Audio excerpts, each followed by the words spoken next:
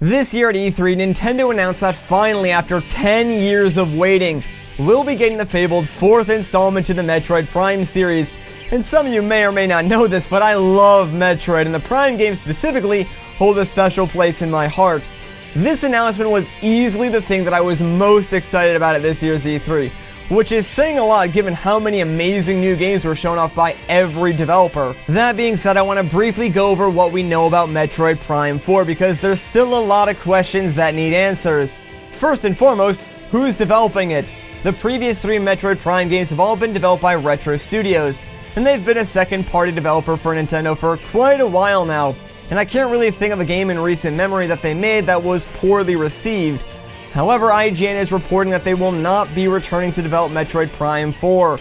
During an interview on Nintendo's Treehouse E3 livestream, Bill Trinen stated that a new development team is working on Metroid Prime 4, along with veteran series producer Kensuke Tanabe. This could be a giant red flag for some, but seeing as how we don't even know the name of the studio that's working on the game yet, I'm willing to hold on to my fears until we have more information. Nintendo's been known to work with some very unorthodox developers to deliver some better than expected results. Like for instance, with the HD remake of Twilight Princess, Nintendo used developer Tantalus, who previously worked on some less than AAA titles. But despite that, the Twilight Princess port turned out to be fine. And I understand that porting a game and developing a new one from scratch are two entirely different things, but you get my point. Now, as a Metroid fan, I understand the concern. The past 2 games, Federation Force and Metroid Other M, were huge disappointments, and it's hard to trust Nintendo again after being burned like that. The good news is Nintendo plans to return to the first-person perspective that we've come to know and love from the Prime games. So despite being burned in the past, I'm not entirely sure that's all Nintendo's fault. I mean, sure, they made the games, but Metroid is an interesting franchise for Nintendo.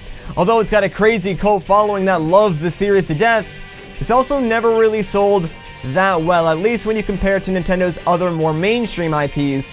And if you take that into consideration, I think Nintendo was just looking for a way to make Metroid appeal to the masses, but ended up missing the mark big time and not only failed to attract new players, but also alienated old ones.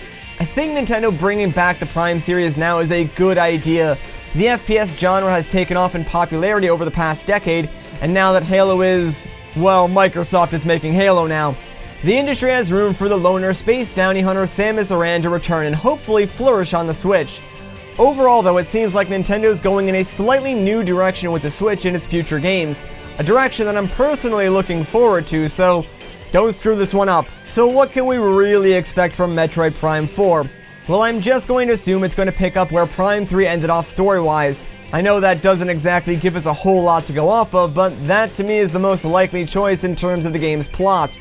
On top of that, let's remember, this is going to be a fully HD Metroid game, possibly even running at 1080p 60 FPS on a hybrid portable console. Just thinking about those aspects makes me even more excited for the game. Now, I'm not expecting Nintendo to ditch motion controls or gyro controls for aiming. They've been working on and perfecting that technology for a while now, and it's gotten to a point where gyro aiming is very smooth on the Switch, and it's actually become one of my favorite ways to aim in games like Breath of the Wild or Splatoon.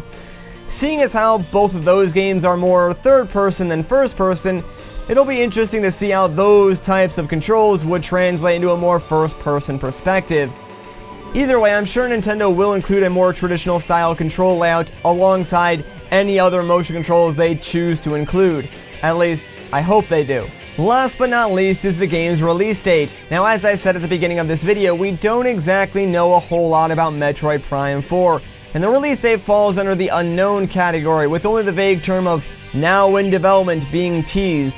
I'd like to see the game release in 2018, but that might be too soon. We've been waiting 10 years already for this game, so realistically, if they are just now starting development, I think maybe a 2 or 3 year development cycle would be pretty reasonable.